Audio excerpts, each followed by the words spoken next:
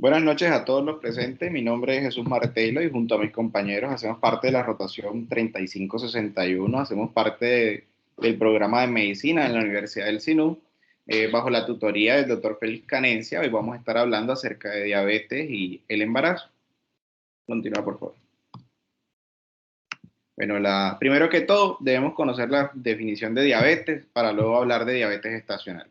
Dicho esto, de acuerdo a la Organización Mundial de la Salud, la diabetes es una enfermedad metabólica crónica caracterizada por niveles elevados de glucosa en sangre, que con el tiempo conduce a daños graves en el corazón, los vasos sanguíneos, los ojos, los riñones y los nervios. Y ya luego encontramos la diabetes gestacional, que se define como una disminución de la tolerancia de los hidratos de carbono, lo cual va a dar lugar a la hiperglucemia con inicio o detección por primera vez durante el embarazo e inducida justamente por este mismo embarazo. El término se aplica a cualquier grado de intolerancia a los hidratos de carbono de intensidad variable, de comienzo o primer reconocimiento durante la gestación, independientemente de la necesidad de tratamiento insulínico, grado del trastorno metabólico o su persistencia una vez finalizado el embarazo. Y para llevarnos pues de esta definición y tener claro, la diabetes mellitus gestacional conlleva consecuencias seriamente dañinas tanto para la mujer como para el feto. Continúa.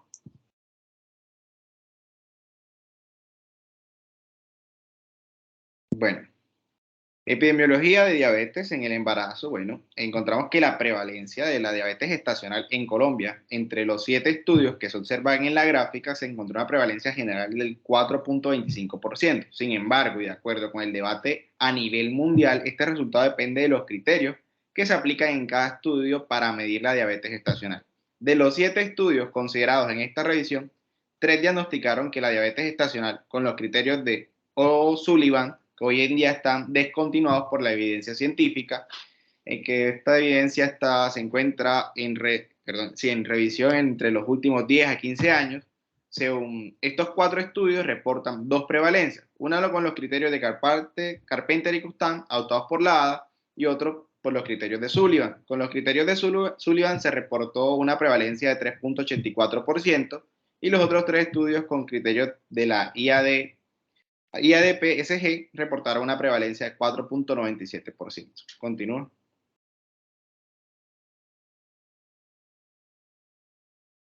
Bueno, la diabetes se puede clasificar en siguientes categorías generales, ¿sí? Lo que es la pregestacional, que se refiere a una mujer con diabetes tipo 1 o tipo 2 que se embaraza o que cumple con los criterios de diagnóstico de diabetes de acuerdo a la Organización Mundial de la Salud durante el primer trimestre del embarazo. Entonces, estos datos, ¿cuáles serían o cuáles corresponderían? Uno, encontrar síntomas clásicos de diabetes como la polidipsia, poliuria, polifagia y pérdida de peso, y una glicemia en cualquier momento del día mayor o igual a 200 miligramos por decilitro sin relación con el tiempo transcurrido desde la última comida. Otro punto clave es glicemia en ayunas en plasma venoso mayor o igual a 126 miligramos por decilitro. Debe confirmarse con un segundo examen realizado en laboratorio con un día de diferencia por lo menos. Este paciente para este punto pues debe tener un ayuno mínimo de 8 horas. Otro punto clave es encontrar una glicemia mayor o igual a 200 miligramos por decilitro 2 horas después de una carga de 75 gramos de glucosa. Esto es lo que conocemos como postcarga. Continúa, por favor. Otra forma de clasificar la diabetes es en la tipo 1 y en la tipo 2. La tipo 1, de acuerdo a la guía 2023, esta se origina debido a la destrucción autoinmune de las células beta, que generalmente conducen a una deficiencia absoluta de insulina, que es incluida por la diabetes autoinmune latente de la edad adulta. La diabetes tipo 2, también definida de acuerdo a la guía 2023, es la forma más común y con más frecuencia que se asocia a obesidad o incremento de la grasa visceral. Muy raramente ocurre cetoacidosis de manera espontánea y el defecto va desde una resistencia predominante a la insulina, acompañada de una deficiencia relativa de la hormona, hasta un proceso defectivo de su secreción. Otros tipos específicos de la diabetes mellitus se producen debido a otras causas. Un ejemplo es el síndrome de diabetes monogénica, como la diabetes neonatal y la diabetes de inicio en la madurez de los jóvenes, enfermedades del páncreas exocrino, como la fibrosis quística y la pancreatitis. Y también encontramos las que son inducidas por fármacos o sustancias químicas, como el uso de glucocorticoides, en el tratamiento del VIH o después de un trasplante de órgano. Continúa, por favor. Bueno, y ya por último, para cerrar, tenemos la diabetes gestacional, que se realiza el diagnóstico en el segundo o tercer trimestre del embarazo, que no era claramente una diabetes manifiesta antes de la gestación. La clasificación del tipo de diabetes no siempre es sencilla en presentación y puede ocurrir un diagnóstico erróneo. Por lo tanto, es necesario una diligencia constante y en ocasiones una reevaluación. Entonces, esta revaluación se refiere a cualquier grado de intolerancia a la glucosa que se manifieste o se detecte durante el embarazo. Entonces, para diagnosticarla, debemos presenciar cifras ya antes mencionadas por el doctor, glicemias en ayunas entre 100 y 125 miligramos por decilitro en 2 días diferentes, glicemias a las 2 horas postcarga mayor o igual a 140 miligramos por decilitro en el segundo o tercer trimestre del embarazo. En presencia de esto, corresponde a una categoría clínica definida en ella, en la clasificación de diabetes gestacional, para la cual pues, nos podemos ayudar con la clasificación de White modificada. Continúa, por favor. A continuación, mi compañera Valentina les va a estar hablando acerca de la fisiopatología y los mecanismos de regulación de la glucemia. Buenas noches, hoy les vengo a hablar sobre la fisiopatología, el mecanismo de regulación de la glucemia. Entonces, en aquellas pacientes embarazadas, las concentraciones de glucosa preprandial van a disminuir al inicio y pues durante todo el embarazo. Y hay menor sensibilidad de la insulina en aproximadamente un 50% con respecto al estado libre del embarazo. Además, aquí pues hay que tener en cuenta que en el hígado se va a incrementar la producción pues, de la glucosa, lo que pues, nos va a sugerir un defecto de acción de la insulina en el hígado. Pues este aumento de la glucosa endógena al final del embarazo, pues lo vamos a relacionar con una subida pues significativa de las concentraciones preprandiales de la insulina. Y estas alteraciones fisiológicas durante el embarazo son controladas por factores placentarios de tipo hormonal, como lo son el lactógeno placentario, la progesterona y estrógeno. Y todos estos cambios van a llevar a un defecto lipolítico y reorientación del metabolismo materno. A la utilización de los lípidos, pues en vez de la glucosa. Entonces, esto lo que nos va a favorecer es que la utilización pues, de la glucosa en el feto. Por lo tanto, se va a incrementar los ácidos grasos libres que también van a alterar la sensibilidad de la insulina. Y antes de pues, conseguir el embarazo, la paciente con diabetes gestacional ya va a tener pues, resistencia a la insulina, que esto pues, lo vamos a traducir en una disminución pues, más marcada de la sensibilidad de la insulina y esto lo que va a producir es la intolerancia a la glucosa. Y estas alteraciones van a repercutir en la producción de insulina por las células beta del páncreas, en donde hay una disfunción persistente que se traduce en mayor pues, severidad de la intolerancia de la glucosa pues, durante el embarazo. Pasa, por favor. Bueno, ahora vamos a hablar acerca de el metabolismo de los carbohidratos. Entonces, aquí cabe recalcar que pues, los carbohidratos son moléculas orgánicas compuestas por átomos de carbono, hidrógeno y oxígeno. La familia de carbohidratos incluye azúcares tanto simples como complejos y la glucosa y la fructosa pues van a ser ejemplos de azúcares simples y lo que son el almidón, el glucógeno y la celulosa son ejemplos de azúcares complejos. Los azúcares complejos pues también se llaman polisacáridos y están hechos de pues múltiples moléculas de monosacáridos y pues estos polisacáridos sirven como almacenamiento de energía. Un ejemplo de estos pues son el almidón y el glucógeno y también sirve como componentes estructurales. Por ejemplo, aquí tenemos la quitina en insectos y celulosa en plantas. Entonces, durante la digestión, los carbohidratos se descomponen pues, en azúcares simples y solubles que pueden transportarse a través pues, de la pared intestinal hacia el sistema circulatorio para ser transportados por todo el cuerpo.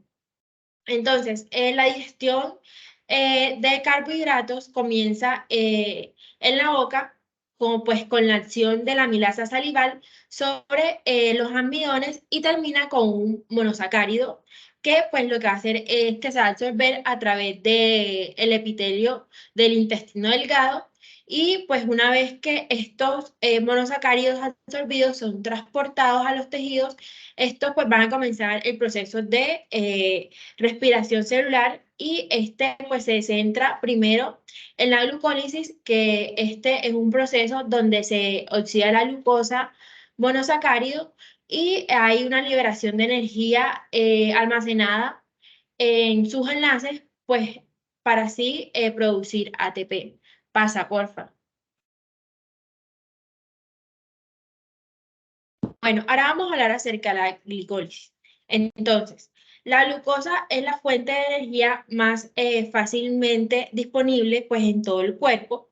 Después de que los procesos digestivos descomponen los polisacáridos en monosacáridos, incluida pues la glucosa, estos monosacáridos se van a transportar a través de la pared pues, del intestino delgado y el sistema circulatorio ya como lo habíamos mencionado, y que lo que van a hacer es transportar al hígado y pues en el hígado los hepatocitos pasan la glucosa a través del sistema circulatorio o van a almacenar ese exceso de glucosa como glucógeno. Y las células del cuerpo lo que van a hacer es absorber la glucosa circulante en respuesta a la insulina y a través, pues, de una serie de reacciones llamadas glucólisis que transfieren parte, pues, de dicha energía en la glucosa a ADP para formar ATP y el último paso para la glucólisis produce el producto piruvato. Pasa, por favor. Bueno, ahora vamos a hablar acerca de la respiración anaerobia. Entonces, cuando el oxígeno es limitado o ausente, el piruvato pues entra en una vía anaerobia y pues aquí cabe recalcar que en estas reacciones el piruvato se puede convertir en ácido láctico. Entonces, además de que este va a generar ATP adicional, esta vía pues va a servir para mantener baja la concentración de piruvato para que la glucólisis continúe y lo que va a hacer es oxidar el NAT y el NAD+, que pues lo que va a pasar es que necesita la glucólisis. Entonces, en estas reacciones, el ácido láctico va a reemplazar el oxígeno como aceptor final de los electrones y la respiración anaerobia ocurre en la mayoría de las células del cuerpo cuando pues el oxígeno es limitado o las mitocondrias están ausentes o no son funcionales. Entonces, un ejemplo de esto es debido a que los eritrocitos, o sea, los glóbulos rojos, carecen de mitocondrias y deben producir su ATP a partir de la respiración anaerobia. Esta, pues, es una vía efectiva de producción de ATP, pero por cortos periodos de tiempo que van desde segundos hasta unos minutos. Entonces, el ácido láctico producido se difunde al plasma y pues se va a transportar al hígado donde se vuelve a convertir en piruvato o glucosa a través del ciclo de Cori. Entonces, aquí, de igual manera, cuando una persona hace ejercicio, los músculos pues van a usar ATP más rápido de lo normal de lo que se le puede entregar oxígeno. Y esto pues va a depender de la glucólisis y la producción de ácido láctico para una rápida producción de ATP. Pasa, por favor. Bueno, ahora vamos a hablar acerca de la respiración aeróbica. Esta pues en presencia de oxígeno, el piruvato puede ingresar pues al ciclo de Krebs donde se extrae energía adicional a medida que los electrones se transfieren del piruvato a los receptores NADMA, GDP y FAT. siendo pues el dióxido de carbono un producto de desechos. Y el NAD y el FAT pasan electrones a la cadena de transporte de electrones que lo que va a hacer es utilizar la energía transferida para producir ATP. Y pues como paso terminal, en la cadena de transporte de electrones, el oxígeno va a ser el aceptor de electrones terminal y crea agua dentro pues, de dichas mitocondrias. Pasa, por favor. Bueno, ahora a continuación va a hablar mi compañera Daniela Ovalle y va a hablar acerca del ciclo de Krebs.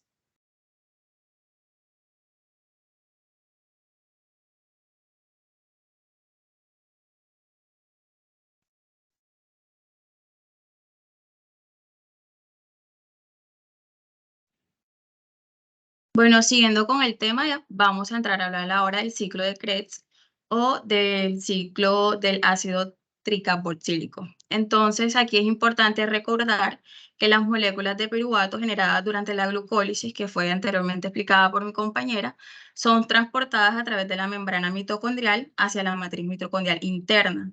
Y aquí van a ser metabolizadas por las enzimas en el ciclo de Krebs. Entonces, durante este ciclo se va a crear moléculas de alta energía, como va a ser el ATP, la nicotamida adenina dinucleótida y el adenin dinucleótico. Y luego estos van a pasar a través de la cadena transportadora de electrones en las mitocondrias para generar más moléculas de ATP.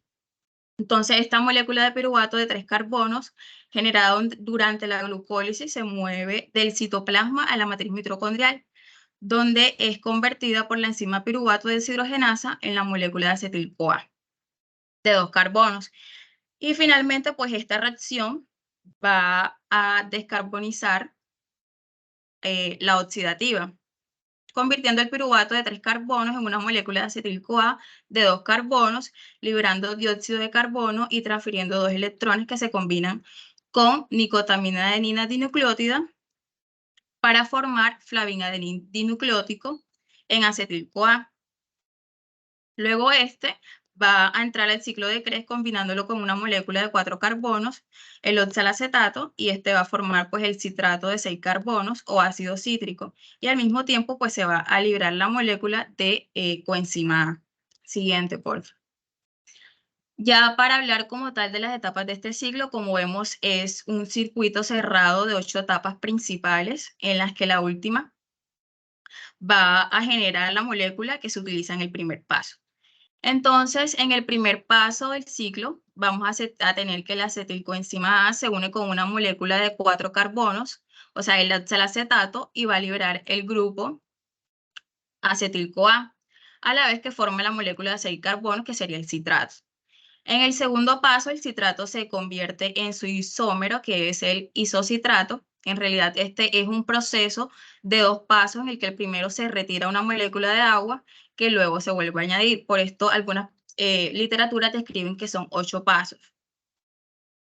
Perdón, 9 pasos. En el tercer paso vamos a tener que el isocitrato se oxida y libera la molécula de dióxido de carbono, con lo que queda una molécula de 5 carbonos, o sea, el acetilcetoglutarato, y durante este paso, la nicotamida adenina dinucleótica se reduce. Entonces, la enzima que cataliza este paso es la isocitrato deshidrogenasa, que es un importante regulador de la velocidad del ciclo de Krebs. Ya en el cuarto paso, que es similar al tercero, en el acetilacetolglutarato se oxida y va a reducir a la nicotamida adenina dinucleótida. Este proceso se va a liberar una molécula de dióxido de carbono y esta, de 4 carbonos resultantes, se une a la coenzima A y forma el inestable compuesto de succinil-CoA. Aquí la enzima encargada pues, de catalizar este proceso es acetilcetoglutarato deshidrogenasa, que también es importante en la regulación de este ciclo. Siguiendo con el paso 5, la coenzima A de la succinil-CoA se sustituye con un grupo fosfato que luego es transferido a ADP para obtener ATP. Y en algunas células pues se va a usar el guanosin-difosfato en lugar de ADP. Entonces aquí se obtendría el guasosin-trifosfato como producto. Pues ya va a depender de cuál se utilice. Y la molécula de 4 carbones producidos es el succinato. En el sexto paso se va a oxidar el succinato y se forma la molécula de 4 carbonos que sería el fumarato. En esta reacción se transfieren 2 átomos de hidrógeno junto con sus iones a nicotamida-adenina dinucleótida para formar flavinadenindifosfato. Entonces, esta enzima que realiza este paso se encuentra incrustada en la membrana interna de la mitocondria, por lo que el flavinadenindifosfato, el flavinadenin dinucleótido, perdón, con los 2 átomos de hidrógeno que le fueron añadidos, se pueden transferir sus electrones directamente a la cadena de transporte de electrones. En el séptimo paso vamos a tener que se le añade agua a la molécula de 4 carbonos de fumarato, con lo que se convierte pues en la molécula del malato. Y en el octavo y en el último paso de este ciclo se va a generar el oxalacetato, que es el compuesto inicial de 4 carbonos, mediante la oxidación del malato. Y en este proceso, pues, la molécula de nicotamida dinucleótida se va a reducir. Siguiente, por favor. En cuanto a la fosforilación oxidativa y la cadena de transporte de electrones, vamos a tener que esta cadena de transporte va a utilizar a la nicotamida adenina dinucleótida y al fabrin-adenin dinucleótico producido por el ciclo de Krebs anteriormente explicado para generar ATP. Entonces, estos electrones se van a transferir a través de los complejos proteicos incrustados en la membrana mitocondrial interna mediante mediante pues, un proceso enzimático. Esta cadena de transporte de electrones va a tener una serie de complejos enzimáticos, son 4. Entonces, el complejo 1, complejo 2, complejo 3 y complejo 4, sucesivamente. Y las 2 coenzimas que va a ser la ubiquinona y el citocromo C. Y estos van a actuar como portadores de electrones y bombas de protones para utilizar y transferir los iones de hidrógeno al espacio entre la membrana mitocondrial interna y la membrana mitocondrial externa. Entonces, esta cadena transportadora de electrones va a acoplar la transferencia de electrones entre un donante y un receptor de electrones, como sería el oxígeno. Como la transferencia de protones, o sea, los iones de hidrógeno a través de la membrana mitocondrial interna, y esto va a pues, permitir el proceso de la fosforilación oxidativa. Siguiente, por favor. Ya hablando de la insulina, que como sabemos es producida por el páncreas, para ser más específicos, los islotes de Langerhans. Estos van a contar pues, con células alfa que van a producir también el glucagón, y estas células beta, pues una macromolécula que es la proinsulina. Luego esta va a romperse dentro de la célula beta creando el péptido C y la insulina. Entonces, como tal, el péptido C es el indicador de la cantidad de insulina que produce el cuerpo. Siguiente, por favor.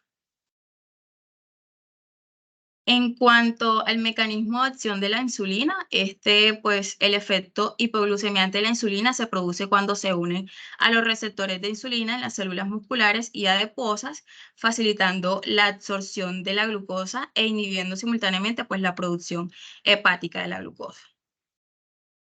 Siguiendo, mi compañera Shara les va a continuar con la ponencia.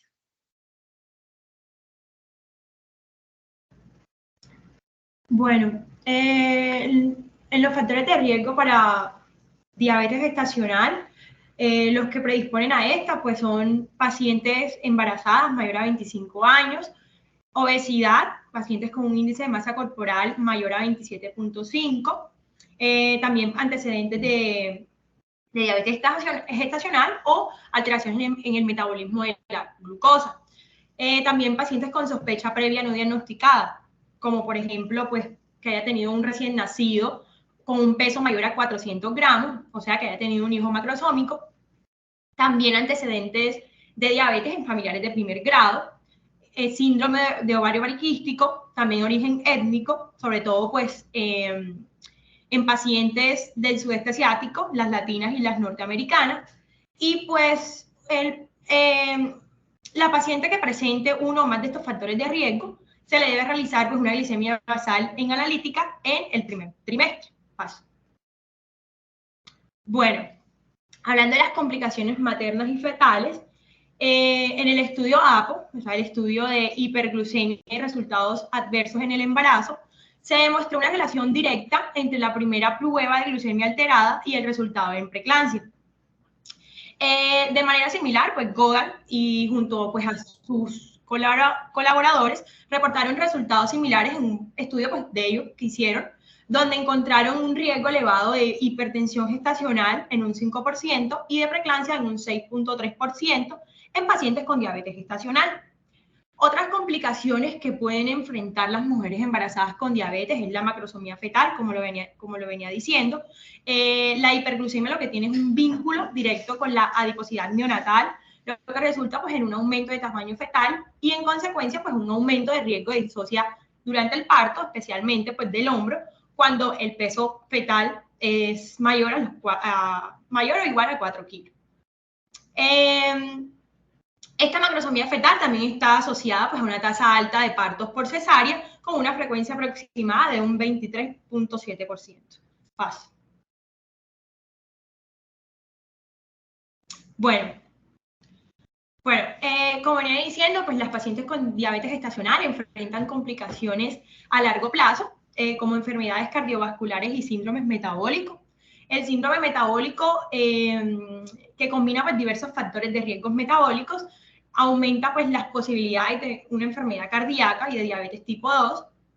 En las mujeres con diabetes gestacional, pues la prevalencia de síndrome metabólico es 3 veces mayor que en aquellas pues, que no tengan o que han tenido pues, una glucosa normal durante el embarazo. La prevalencia de este síndrome metabólico aumenta alrededor de un 10% a los 3 meses después del parto y el riesgo de enfrentar una enfermedad cardiovascular se va a incrementar en un 70%. Este aumento de riesgo cardiovascular pues, se va a atribuir a varios factores interconectados, como por ejemplo tenemos la diabetes tipo 2, persistencia del síndrome metabólico y difusión vascular. Estos factores van a interactuar elevando pues, la vulnerabilidad por enfermedades cardíacas en mujeres con antecedentes de diabetes gestacional,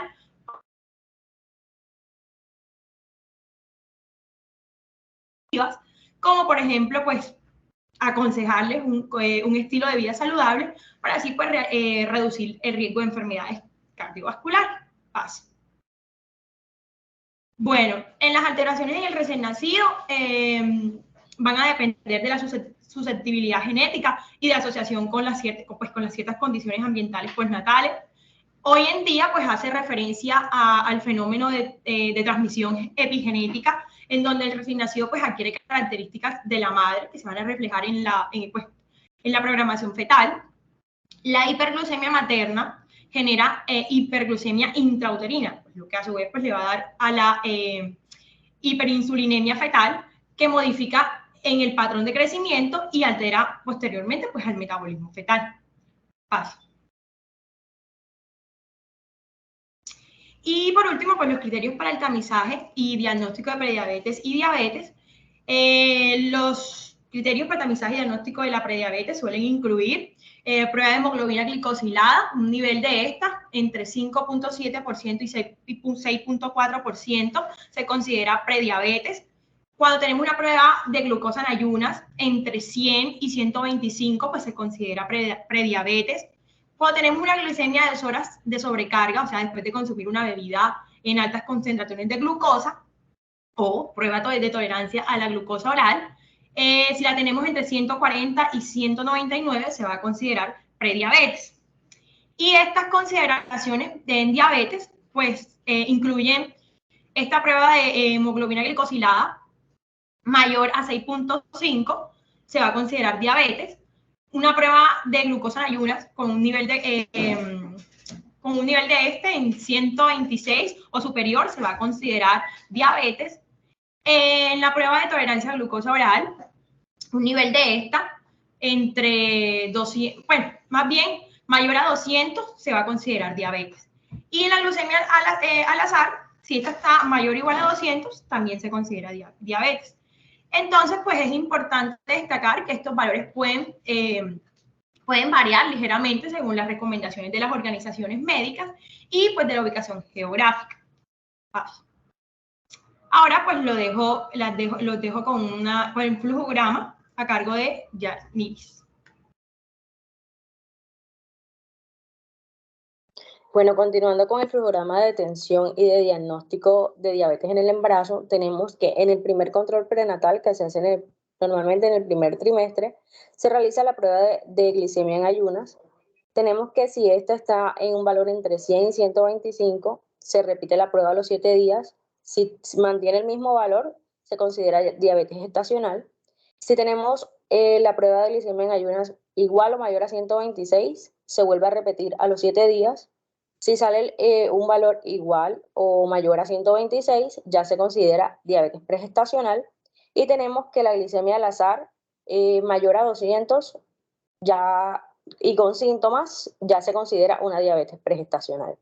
Cuando la prueba de glicemia en el primer trimestre sale menor a 100 miligramos por decilitro, seguimos en el segundo trimestre, que aquí hacemos la prueba de tolerancia a la glucosa. Entre la semana 24 y 28, aquí la glicemia es en ayuna y 2 horas de poscarga. Tenemos que si hay un valor menor a 100 miligramos por decilitro en ayuna o menor a 140 miligramos decilitro en 2 horas de poscarga, se considera normal con factores de riesgo como polidráneos, macrosomía fetal y aumento del peso. En cuanto a si está mayor o igual a 100 en ayunas y mayor o igual a 140 después de las 2 horas, ya sería una diabetes gestacional. Cuando está normal con factores de riesgo, como los que les mencioné anteriormente, en el tercer trimestre se vuelve a realizar una prueba de tolerancia a la glucosa entre la semana 30 y la semana 33, con glicemias en ayuna y 2 horas de poscarga. Tenemos que si esta está menor a 100 miligramos por decilitro en ayuna o menor a 140 miligramos por decilitro, 2 horas de poscarga, se considera normal. Y si tenemos mayor a 100 miligramos por decilitro en ayuna o mayor a 140 miligramos por decilitro 2 horas después, tenemos que se considera una diabetes gestacional. Siguiente.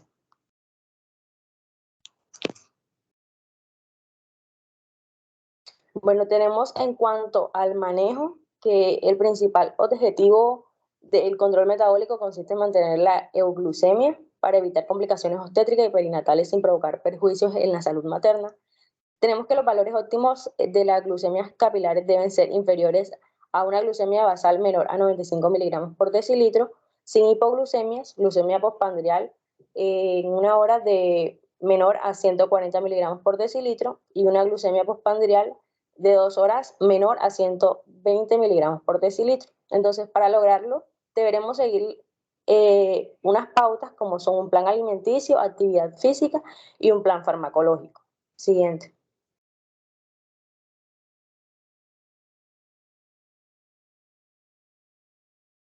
En cuanto a la dieta, tenemos que las recomendaciones dietéticas son similares a las establecidas para la diabetes pregestacional.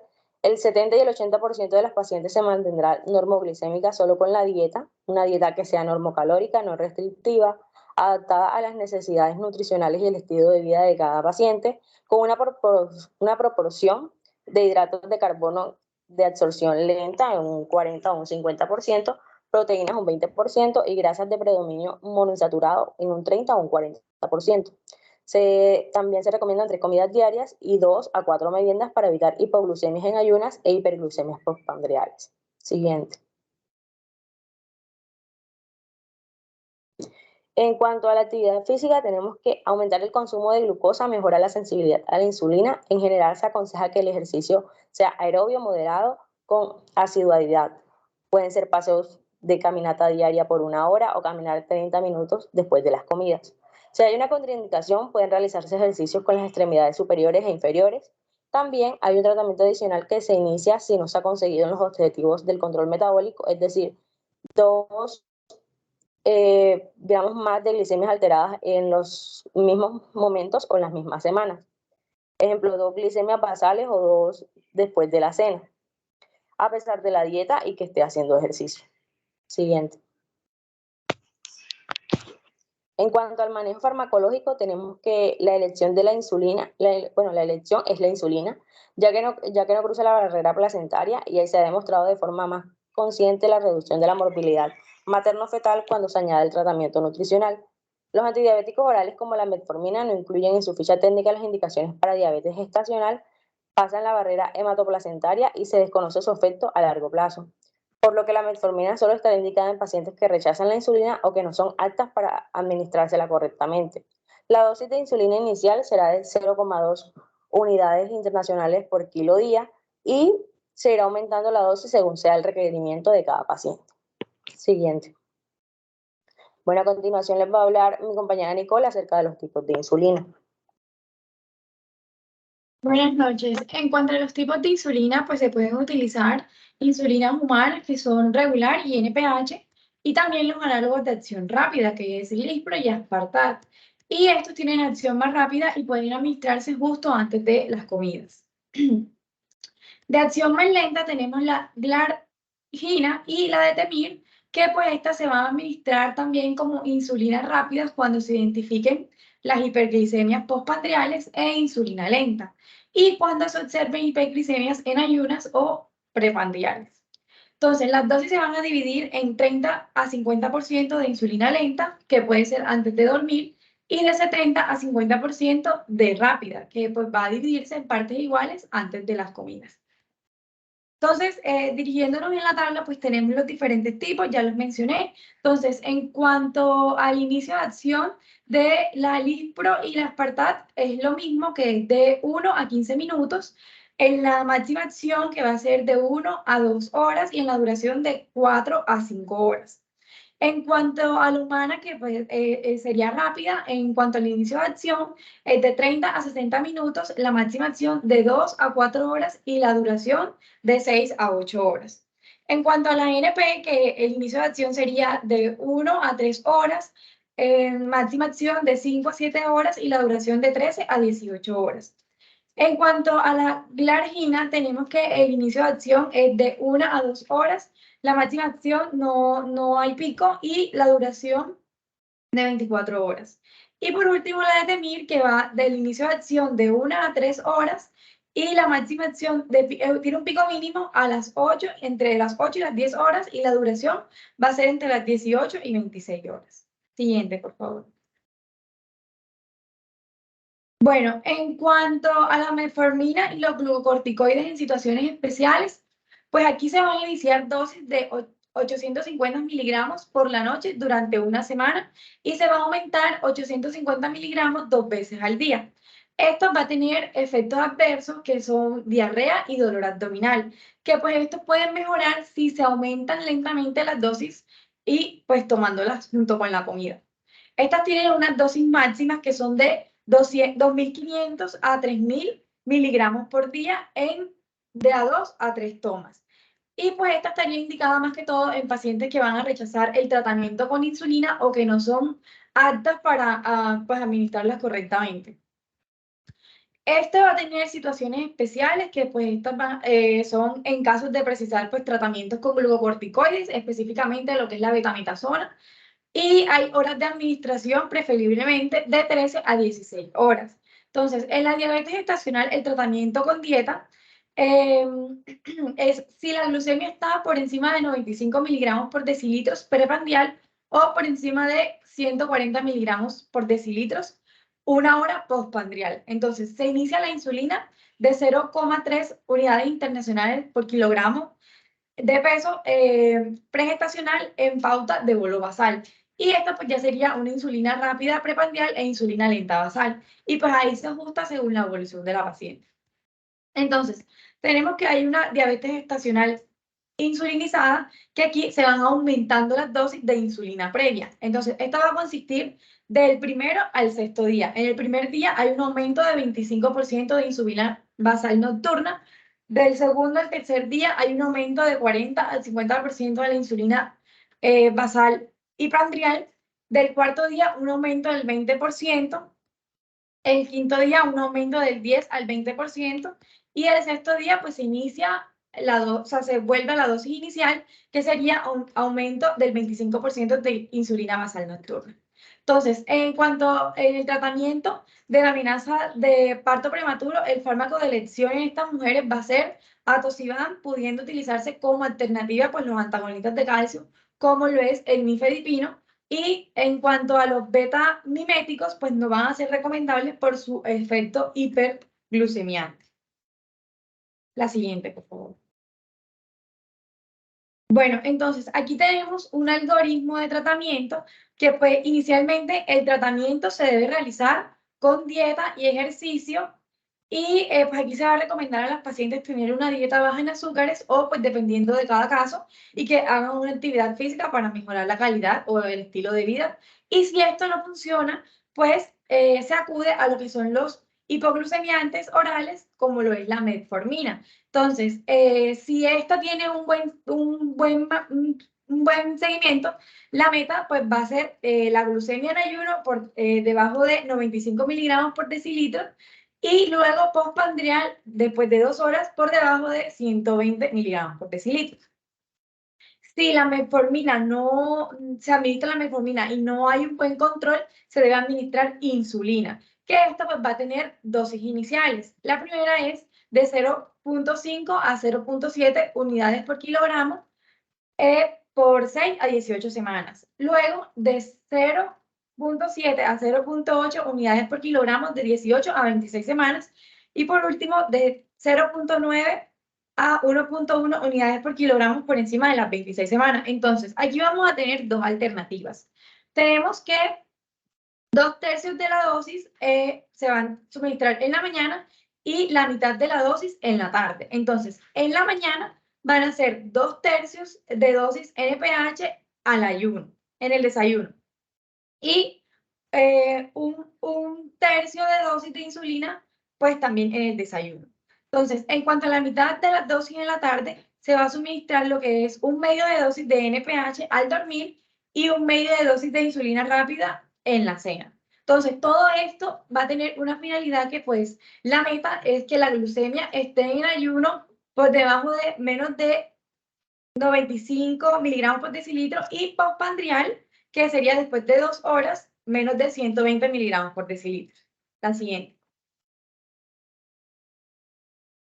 Bueno, en cuanto al incremento de peso recomendado durante la gestación, según el estado nutricional pregestacional, tenemos que para lograr una mejor evolución, pues la Academia Americana de Medicina ha recomendado lo que es el incremento de peso durante el embarazo, según el índice de masa corporal pregestacional. Entonces, hay que aclarar aquí que pues no hay recomendaciones específicas para el aumento de peso de la embarazada diabética, pero se ha sugerido utilizar pues la misma para las mujeres sin diabetes. Entonces, tenemos esta tabla que nos muestra el índice de masa corporal pregestacional cuando hay fetos únicos y embarazos múltiples. Entonces, en bajo peso, en fetos únicos sería de 12.5 a 18.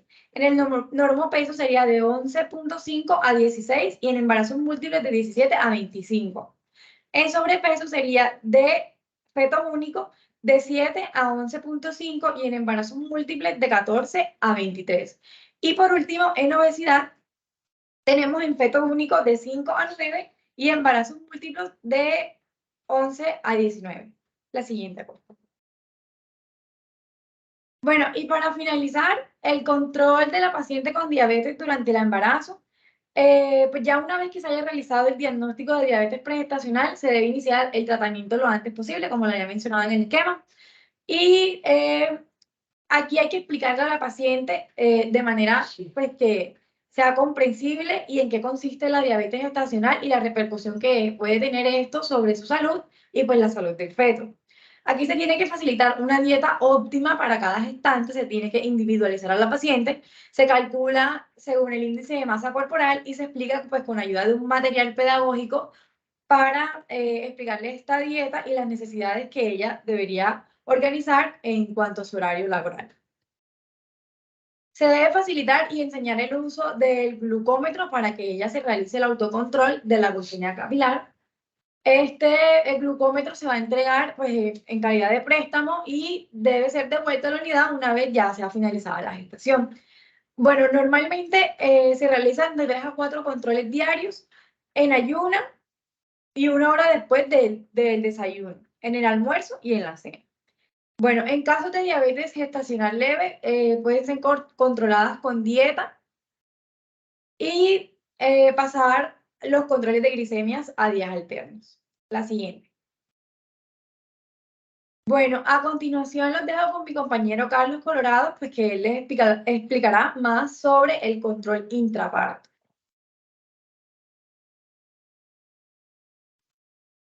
Bueno, el control intraparto, pues principalmente se va a mantener los mismos objetivos metabólicos intraparto que la diabetes pregestacional. Por lo que se deberá monitorizar a la paciente y pues tener en cuenta la glucemia capilar, que esta la vamos a tener entre 70 y 110 miligramos sobre decilitros, pero sin cetonuria. También se le va a realizar un control glicémico pues a todas las pacientes con diagnóstico de diabetes gestacional al ingreso, antes y después de las comidas. Pero en caso de restricciones de la ingesta de alimentos, los controles pues serán de 4 a 6 horas. Sabemos que la fase latente pues la demanda es mínima, pero en la fase activa pues hay que suministrar un aporte suficiente a la glucosa por vía parenteral para evitar la cetoacidosis en ayuno. Si la paciente cursa con glicemias normales, o sea, por debajo de 95 miligramos sobre decilitros, vamos a suministrarle solución glucosada al 5% cada 6 horas. Pero si la paciente cursa con glicemias altas, o sea, por encima de 110 miligramos sobre decilitros, vamos a suministrarle esta solución al 10% con una ampolla de 6K de 10.000 equivalentes cada 6 horas, pero junto con la administración de la insulina rápida, que la vamos a suministrar pues dependiendo a la glucosa que la paciente va a tener. Por ejemplo, si la paciente tiene la glucosa entre 101 y 130, le vamos a suministrar 2 unidades de la insulina. Y si la tiene más de 190, le vamos a suministrar 5 unidades. Aquí van a ver pues unas situaciones especiales que sabemos que pues en la cesárea, en el caso de esta, pues no se va a administrar si la paciente está en ayuna. Y sabemos que pues la dosis basal de la insulina podemos utilizar la intermedia o la larga, pero con una infusión de la solución al 5% para evitar, como les expliqué, la cetoacidosis. Es muy importante pues monitorizar a nuestra paciente. Hay que suministrarle insulina rápida, pero pues hay que controlar también, pues sabemos su efecto que puede traer. Hay que hidratar a nuestra paciente con suero fisiológico y pues monitorizar si le administramos glucosa pues durante así sea 1 hora. Y la inducción, pues aquí hay que disminuir la dosis de insulina al 50%, ya sea que utilicemos una NPH o una rápida. Y hay que monitorizar a nuestra paciente pre y postprandial. Entonces, tras el parto, pues se va a suspender el tratamiento y se va a realizar pues controles glicémicos basales durante 24 horas postparto para confirmar la situación metabólica pues de en el postparto inmediato. En caso de que pues esté cursando con una glicemia basal mayor a 126 miligramos sobre decilitros o mayor a 200 miligramos sobre decilitros al azar, ya hay que pedir pues tratamiento y hay que remitirla a un endocrinólogo. Bueno, siguiendo con el seguimiento postparto, pues aquí también se van a realizar los controles prenatales y puerperales habituales. Se va a proceder a la reclasificación metabólica de la diabetes gestacional. Entonces, aquí pues los vamos a hacer entre la 6ª y la 8ª semana postparto o una vez finalizada la lactancia. También se puede practicar una prueba a la tolerancia a la glucosa a algunas de nuestras pacientes indicadas. También tenemos pues que debe informarse a nuestra paciente pues los riesgos de la diabetes en futuras gestaciones, pues si no vamos a utilizar un método anticonceptivo, se le tiene que decir que son más predisponentes a que tengan esta patología para que pues se le pueda realizar un diagnóstico precoz. También debe recomendarse la revisión metabólica anual en casos de categorías de aumento de riesgo de la diabetes, o sea que tenga una hemoglobina glicosilada mayor a 7. Y pues en 3 años, en cada caso pues de la situación glicémica normal. Bueno, para concluir, bueno, sabemos que toda mujer en edad fértil con diagnóstico de diabetes, ya sea tipo 1 o tipo 2, pues debe planificar su embarazo de tal forma de que tenga un buen control metabólico antes del momento de la concepción. O sea, que tenga una hemoglobina glicosilada por debajo de 7. Y pues así reducir el riesgo de complicaciones maternas y fetales asociadas a la diabetes. También realizar una prueba de tolerancia a la glucosa a las semanas 24 y 28, pues para detectar la diabetes gestacional a toda mujer con glicemia normal que haya pues transcurrido el primer trimestre del embarazo. Se le va a realizar una prueba de tolerancia.